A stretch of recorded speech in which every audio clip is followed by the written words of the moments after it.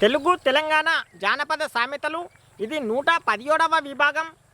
అయితే ఇందులో ఆ, సంసారం అంటే ఏమిటి అంటే మన పెద్దలు సముద్రంనైనా ఈదుతాము కానీ సంసారాన్ని ఈదలేము అని అంటారు. అయితే కొత్తగా పెళ్ళైన జంటలలో అబ్బాయికి నరాల బలహీనత వలన అంగం స్తంభించకపోవచ్చు, శృంగార కార్యక్రమంలో పాల్గొనకపోవచ్చు, శోభన కార్యక్రమం అనేది కూడా జరగకపోవచ్చు. అయితే అమ్మాయి విషయానికి వస్తే అమ్మాయికి శృంగార విషయాలు తెలియకపోవచ్చు లేదా భయపడవచ్చు, కాబట్టి పురుషునికి సహకరించకపోవచ్చు. అయితే అప్పుడు అబ్బాయి నాకు ఆమెను ముట్టుకుంటే నూకేస్తున్నది, ఆమె కాళ్ళతో తంతున్నది, చేతులతో నూకేస్తున్నది, శృంగారానికి సహకరిస్తలేదు, అలాంటి దానితో నేను సంసారం ఎలా చేయాలి, అలాంటి స్త్రీ నాకు వద్దు, విడాకులే ముద్దు అని అబ్బాయి తొందరపాటు నిర్ణయం తీసుకోకూడదు. అట్లనే అమ్మాయి విషయానికి వస్తే నాకు పెళ్ళయి 3 నెలలు అవుతున్నది, నన్ను ముట్టడం లేదు, పట్టడం లేదు, శోభన కార్యక్రమం కూడా ఇంతవరకు జరగలేదు, అలాంటి వాడితో నేను సంసారం ఎలా చేయాలి, నేను పడుకునేటప్పుడు ఆయన దగ్గరికి పోతే నూకేస్తున్నాడు, నేను మంచం కోటును పట్టుకొని పడుకోవాలా, మంచం పట్టెను పట్టుకొని పడుకోవాలా, అలాంటి వాడితో నేను సంసారం ఎలా చేయాలి, కాబట్టి అలాంటి అబ్బాయి నాకు వద్దు, విడాకులే ముద్దు అని అమ్మాయి కూడా తొందరపాటు నిర్ణయాన్ని తీసుకోకూడదు. అయితే ఇప్పుడు కొత్త బొండలను నాగలి కట్టాలి అంటే రైతు ఎంతో శ్రమిస్తాడు, వాటిని ఎంతో మెతుపుతాడు, కొద్ది రోజులకు వాటిని నాగలి కడితే అప్పుడు అవి దుక్కి దున్నుతాయి. అయితే అమ్మాయికా కానీ అబ్బాయికే కానీ ఏవైనా లోపాలు ఉంటే దవాఖానలో చూపించుకొని సరిదిద్దుకోవాలి. కొత్త దంపతులు అంటే పెళ్ళైన కొత్త దంపతులు శృంగార తీపి రుచులు పూర్తిగా తెలుసుకోవాలి అంటే 25 సంవత్సరాల కాలం కూడా పట్టుతుంది. కొత్తగా పెళ్ళైన తర్వాత ఆడపిల్ల అత్తగారింటిలో అడుగు పెట్టిన పిదప అత్త మామలు కొద్ది రోజులకు వేరు పోస్తారు.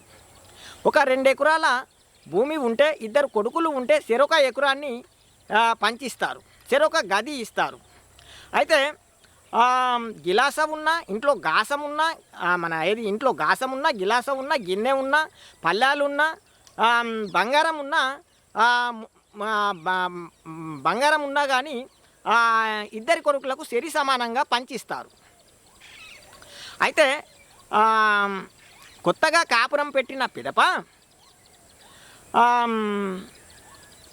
భార్య పొద్దున లేచి భగవంతునికి మొక్కి, భర్త పాదాలు మొక్కి, చీపిరి పట్టి ఆకిలి ఊడుస్తుంది, బోళ్ళు దోముతుంది, భర్త బర్రె పాలు పిండుతాడు, పిండిన తర్వాత ఏమన్నా ఆటికెలు ఉంటే భార్య భర్తలు 2 కలిసి పోస్తారు. అయితే మిగిలిన పాలను భార్య కాగబెడుతుంది, కాగబెట్టిన తర్వాత మీగడను తీసి నెయ్యి చేస్తుంది. అయితే భార్య వండి పెట్టడం, భర్త తినడం, భర్త ఎక్కడికైనా ఊరికి వెళ్తే వచ్చేదాకా భార్య ఎదురు చూసి భర్త వచ్చిన తర్వాత 2 కలిసి భోజనం చేయడం.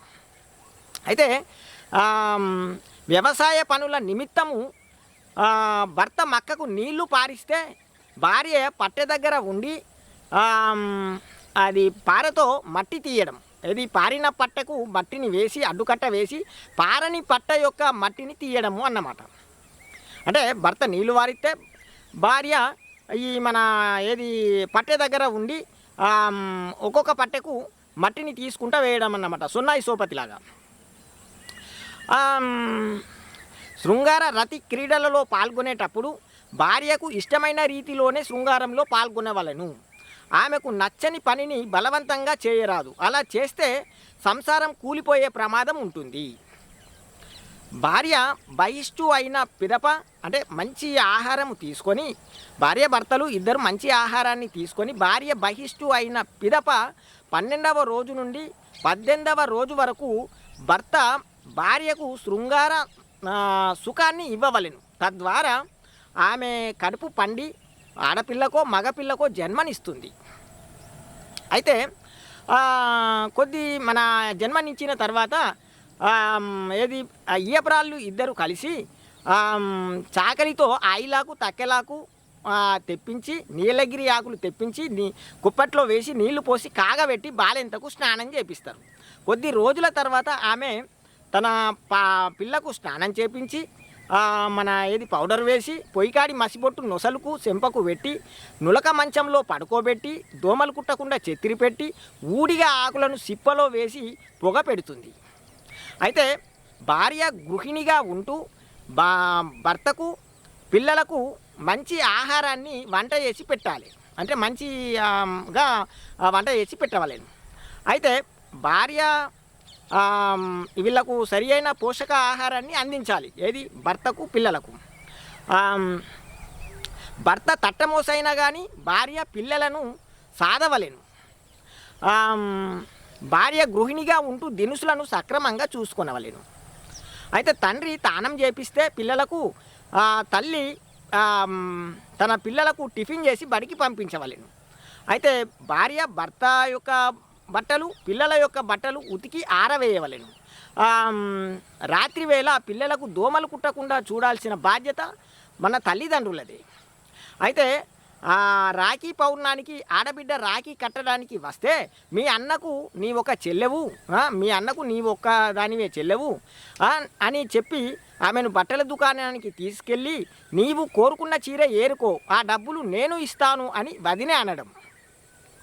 భార్య భర్తలు కలిసి భోజనం భార్య భర్త పిల్లలు కలిసి భోజనం చేస్తుంటే పిల్లలకు తక్కువ పడుతుందని భార్య భర్తలు తక్కువ తినడం, భార్యకు తక్కువ పడుతుందని భర్త తినడం, భర్తకు తక్కువ పడుతుందని భార్య తినడం, లేదు నాకు కడుపు నిండింది అని భర్త అనడం, లేదు నాకు కడుపు నిండింది అని భార్య అనడం. అంటే కడుపు నిండకుండా కానీ నిండినది అని నటించడం మనసులో అన్నమాట. అయితే కంపెనీలకు పోయినా వ్యవసాయం పనికి పోయినా కూరగాయలు అమ్మ పోయినా పరపురుషులతో మాట్లాడాల్సి వస్తే ఒక పదము 2 పదాలతోనే ముగియాలి, ముచ్చట పెట్టరాదు. అది భర్త అనుమతి ఉంటేనే ఆ పని చేయాలి, భర్త అనుమతి లేనిది ఆ పని చేయకూడదు. ఎప్పుడైనా భార్య యొక్క విషయాలను పరపురుషులకు కానీ పర స్త్రీలకు కానీ భర్త చెప్పరాదు. అట్లనే భర్త యొక్క విషయాలు పర స్త్రీలకు కానీ పర పురుషులకు కానీ భార్య చెప్పరాదు. భర్త విషయాలు భార్య చెప్పరాదు, భార్య విషయాలు భర్త చెప్పరాదు అన్నమాట, ఇతర స్త్రీలకు కానీ ఇతర పురుషులకు కానీ. అయితే భార్య భర్త యొక్క అనుమతి లేనిది తీర్థయాత్రలకు పోకూడదు. భర్త కళ్ళు దాగి వచ్చి భార్యను నిందించరాదు, కొట్టరాదు, తిట్టరాదు. భార్యకు జ్వరం వస్తే భర్త అరుచుకొనవలెను, భర్తకు జ్వరం వస్తే భార్య అరుచుకొనవలెను. పిల్లలకు జ్వరం వస్తే భార్య భర్తలు ఇద్దరు కలిసి అరుచుకొనవలెను. భార్యకు కాలు విరిగితే భర్త దొడ్డి ఎత్తిపోయేవలెను, భర్తకు కాలు విరిగితే భార్య దొడ్డి ఎత్తిపోయేవలెను. భార్యకు ఇది భర్త అనుమతి లేనిది భార్య తల్లిగారింటికి పోకూడదు. అలాగనే ఇతర స్నేహితుల ఇంటికి కూడా పోకూడదు. ఏది భర్త యొక్క అనుమతి లేనిది భార్య తల్లిగారింటికి పోకూడదు, తన స్నేహితుల ఇంటికి కూడా భార్య పోకూడదు. అట్లనే భర్త కూడా భార్య అనుమతి లేనిది ఉత్సాహయాత్రలకు పోకూడదు. భర్త నడవడిక ఇతర జనులు నచ్చనప్పుడు, భర్త నడవడిక భర్త యొక్క పనితీరు మంచిగా లేనప్పుడు వాటి యొక్క అధికారాన్ని పూర్తిగా భార్య తీసుకొని నడపవలెను. లేనిచో కుటుంబము వీధి పాలు అయ్యే ప్రమాదం ఉంటుంది. అయితే భర్త తన తల్లిదండ్రులు సంపాదించిన ఆస్తిని కాపాడుతూ తను సంపాదించిన ఆస్తిని తను సంపాదించిన డబ్బును తన పిల్లలకు చెప్పవలెను. భార్య భర్తలు ఇద్దరు కలిసి శ్రమించిన డబ్బును బ్యాంకులో పెట్టుకుంటాం. అయితే బ్యాంకులో పెట్టుకునేటప్పుడు కొంత డబ్బును ఇంటి వద్ద ఉంచుకుంటున్నాం. అయితే ఇంటి వద్ద ఉంచుకున్న తాళాలు భార్య వద్ద ఒకటి భర్త వద్ద ఒకటి ఉండవలేను.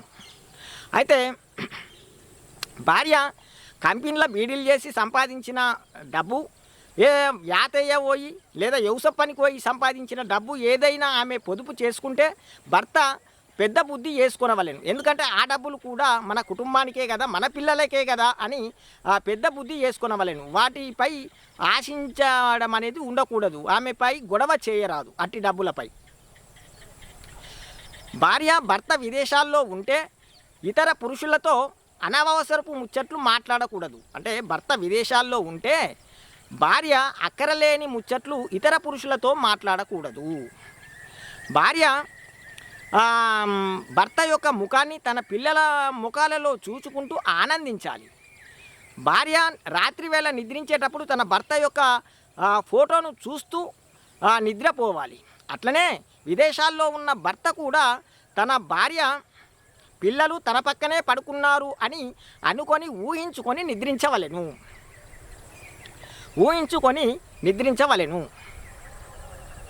అయితే భర్తపై భార్యకు భర్తపై భార్యపై భర్తకు అనుమానము ఉండకూడదు. భర్తకు భార్యపై పరపురుషుణ్ణి చూస్తుందేమోనన్న అనుమానం ఉండకూడదు. అట్లనే భార్యకు కూడా భర్త ఇతర స్త్రీని చూస్తుండేమోనన్న అనుమానం ఉండకూడదు. ఒకరిపై ఒకరికి నమ్మకం అనేది ఉండాలి. భర్త ఇతర స్త్రీతో అక్రమ సంబంధము ఒకవేళ ఉన్నట్టయితే, భార్యకు ఇతర పురుషునితో అక్రమ సంబంధం ఉన్నట్టయితే కళ్ళతో చూసి పట్టినప్పుడే నమ్మాలి, అప్పుడే శిక్షించాలి. అట్టి మాటలు చెప్తే నమ్మకూడదు. భర్త ఇంట్లో నుంచి వెళ్ళినప్పుడు ఇతర స్నేహితులను బట్టి కళ్ళు తాగడం, పత్తలాడడం, చికెన్ ఫ్రై, మటన్ ఫ్రై బయట వేయించుకొని బయటనే తినడం, తన కడుపు మాత్రమే చూసుకోరాదు. ఇంటికి 1 కిలో మటన్ తీసుకొచ్చి వంట చేయమని తన భార్యకు చెప్పి, రొట్టెలు చేయమని చెప్పి భార్య, భర్త, పిల్లలు అందరూ కూర్చుండి భుజించవలెను. భార్య భర్తలు తన పిల్లల యొక్క ఆరోగ్యము, విద్యపై అవగాహన ఉంచుకోవాలి. అంటే భార్య భర్తలు తన పిల్లల యొక్క విద్యపై దృష్టి సారించవలెను. భర్త భార్యకు తెలియకుండా అప్పు తీసుకురాకూడదు. అధిక అప్పులు చేయరాదు. సంతృప్తిగా ఉన్నదానిలోనే సంతృప్తిగా జీవించాలి. భార్య భర్తలు ఆడంబరాలకు పోకూడదు. భర్త మన భార్య యొక్క నగలను కుదువబెట్టి అప్పు తీసుకువచ్చి అనవసరపు ఖర్చులు చేయరాదు. భర్త భార్య యొక్క నగలను కుదువబెట్టి ఆ అప్పు తీసుకొచ్చి అనవసరపు ఖర్చులు చేయరాదు. తద్వారా ఆమె ఏదైనా పండుగలకు కానీ పబ్బాలకు కానీ పోయినప్పుడు ఇతర స్త్రీల ముందు ఈమెకు చిన్న చూపు అవుతుంది. వాళ్ళ మెడలలోనేమో నగలుంటుంది, ఈమె మెడలలోనేమో నగలుండదు. కాబట్టి ఆమె లోపల బాధపడుతుంది. కాబట్టి అనవసరంగా ఖర్చులు చేయరాదు అని అర్థం. అయితే రాత్రి వేళ భర్త 9 గంటల వరకు ఇంటికి రావలేను. వృత్తిపరంగా కానీ, డ్రైవింగ్ పరంగా కానీ, లేదా వ్యవసాయ పరంగా ఏదైనా నీళ్లు పారియడం గిన ఉంటే ఆలస్యం అయితే భార్య భర్తను నిందించరాదు. ఒక చీమ తన ఆహారాన్ని ఎండాకాలము తీసుకొని తన గూటికి తీసుకెళ్తుంది. ఎందుకు? వర్షాకాలం అయితే బురద ఉంటుంది కాబట్టి అది పోలేదు. కాబట్టి ఎండాకాలమే, వేసవికాలమే తన గూటికి తన ఆహారాన్ని చేర్చుకుంటుంది. అట్లనే భర్త కూడా ఇంటికి సరిపడు వస్తు సామాగ్రిని అంతయు కూడా తీసుకురావలేను. పిల్లలకు కావలసిన, భార్యకు కావలసిన ఈ మన పౌడర్లు కానీ, కాటిక కానీ, ఈ మన సబ్బులు కానీ, నూనెలు కానీ, కోల్గేట్ కానీ, బ్రష్లు కానీ అన్నీ కూడా ఇంటి ఇల్లాలకు తీసుకొచ్చి ఇవ్వవలెను. ఇంటి ఇల్లాలు బయట అడుగు పెట్టరాదు. ఒకవేళ పెట్టినచో పరపురుషులు ఆమెపై కన్ను వేసి లొంగ తీసుకునే ప్రయత్నం చేస్తారు. అయితే లంజ చెప్పిన పని చేయడం, భార్య చెప్పిన పని చేయకపోవడం, లంజ మీద మోజుతో భార్యను కొట్టడం సంసారం అనరు. తమ కొడుకు యొక్క పుస్తకాలు పెట్టుకునే బ్యాగు చినిగిపోతే అట్టి దానిని సూదిలో దారము పెట్టి కుట్టడాన్ని, ఒక నవార మంచము చినిగిపోతే నవారను సూదితో కుట్టడం, నులక మంచము జోల అయితే ఆ కొబ్బరి తాడుతో బిలియడం, దీన్ని సంసారం అని అంటారు. మామకు కాలు విరిగి దవాఖానలో వేస్తే మామ ఏరిగితే గుద్ద గడుకో రాకపోతే, మామ నీవు నా తండ్రి లాంటి వాడివి అని మామ గుద్ద గడగడం. అంటే భార్య తండ్రి యొక్క గుద్ద భర్త గడగడం, భర్త తండ్రి యొక్క గుద్ద భార్య గడగడము అన్నమాట. అత్తకు వాతం వచ్చి మంచాలో పడుకుంటే, అత్తమ్మ నీవు నా తల్లి లాంటి దానివి, నీవు మామ లేనిది నా మొగుడు ఎక్కడికెళ్ళి వచ్చాడు అని అత్తకు స్నానం చేపించి, తల కోసి, బొట్టు పెట్టి, దువ్వెనతో దూసి ఆమెకు చేతికి ఉన్న వేళ్ళకు ఉన్న గోర్లను కత్తెరతో కత్తిరించడం, కాలికి ఉన్న వేళ్ళ యొక్క గోర్లను కత్తిరించడము అన్నమాట. అయితే మామకు వాతమచ్చి మంచాలో పడిపోతే, మామ నీవు నా తండ్రి లాంటి వాడివి అని మామ యొక్క గడ్డాన్ని మీసాలు కోడలు తీయడం. అట్లనే మామకు వాతమచ్చి మంచాలో పడిపోతే చెడ్డీలోనే మూత్రం పోసుకుంటే ఆ తడి చెడ్డీని తీసి పొడి చెడ్డీని వేయడం. ఎందుకు? నా తండ్రి లాంటి వాడివని. భార్య సంసారి స్నేహం చేయవలెను, లంజదాని స్నేహం చేయరాదు. భార్య భర్త ఉండగా మరో పురుషుని అక్రమ సంబంధం పెట్టుకోరాదు. భర్త కూడా మంచి గుణవంతుని స్నేహం చేయవలెను. అయితే స్త్రీ కానీ పురుషుడు కానీ, అంటే భార్య కానీ భర్త కానీ అక్రమ సంబంధాలు పెట్టుకోకూడదు. భర్తకు భార్యపై కోపం వచ్చినప్పుడు చెప్పే విధానం ఏదో చెప్పి, తిట్టే విధానం ఏదో తిట్టి, తన కోపాన్ని అణుచుకొనడానికి ఇంటి ముందు చెట్లకు నీళ్లు పోయవలెను. అట్లనే భార్యకు భర్త మీద కోపం వస్తే తిట్టేదేదో తిట్టి, చెప్పేదేదో చెప్పి, ఎల్లిపాయ పొట్టు లేదా మన అల్లం పొట్టు తీయవలెను. అంటే తన కోపాన్ని దాని మీద తీసుకోవడం అన్నమాట. పిల్లలు పెరిగి పెద్దయ్యాక బిడ్డను అల్లుని చేతిలో పెట్టిన తర్వాత మొదటి కాన్పు చేయడం, మన్మడో మన్మరాలో వస్తే పురుడు చేయడం, పుట్టి వెంట్రుకలకు పైసలు ఇవ్వడం, దోతులు కట్టించడం, చీరలు కట్టించడం, ఇవన్నీ కూడా ఇందులో భాగమే. అయితే భార్య తన చుట్టాల ఇండ్లలో ఎల్లమ్మ పట్నాలు మల్లన్న పట్నాలు ఉన్నాయని పోతే ఆమె బాత్రూంలో విడిచిన చీర, రవిక, జాకెటు, మన ఇది లంగా అందులోనే ఉంటే ఈడికి 3 రోజులు అయ్యి అవి అలాగనే ఉంటున్నాయని భర్త వాటిని ఉతికి ఆరవేయడం. ఏది? భార్య యొక్క బట్టలను కూడా భర్త ఉతికి ఆరవేయడం కూడా సంసారమే. అయితే భార్య భర్త లేనప్పుడు భార్యను ఎవరైనా వచ్చి ఏదైనా కనుసాయిగా చేసి చేసి వేసుకునే విధానంలో వాడు ఉంటే అప్పుడు ఆమె ఏమనాలి? నేను సీతను, నా భర్త రాముడు, నీవు నన్నేమైనా అన్నావనుకో నా భర్తకు నేను చెబుతాను అని బెదిరించవలెను. అట్లనే పురుషునిపై స్త్రీ కన్ను వేసినప్పుడు నేను రాముణ్ణి, నా భార్య సీత, నేను నా భార్యను తప్ప మరో స్త్రీని నేను ముట్టాను అని చెప్పి ఆమెను హెచ్చరించవలెను. అయితే ఇంట్లో అన్నం వండితే, పచ్చగూర వండితే అందులో వెంట్రుక వచ్చినా, అన్నంలో ఇసుక వచ్చినా, అంటే మన పచ్చగూరలో వెంట్రుక వచ్చినా, అన్నంలో ఇసుక వచ్చినా భర్త భార్యను తిట్టకూడదు, నిందించకూడదు. మరోసారి ఇలా జరగకుండా చూడు అని హితవు పలకవలెను. ఇక మరిన్ని సామెతలతో మరో విభాగంలో మళ్ళీ కలుసుకుందాం. మా యొక్క ఛానల్ను సబ్స్క్రైబ్ చేయకపోతే సబ్స్క్రైబ్ చేయండి.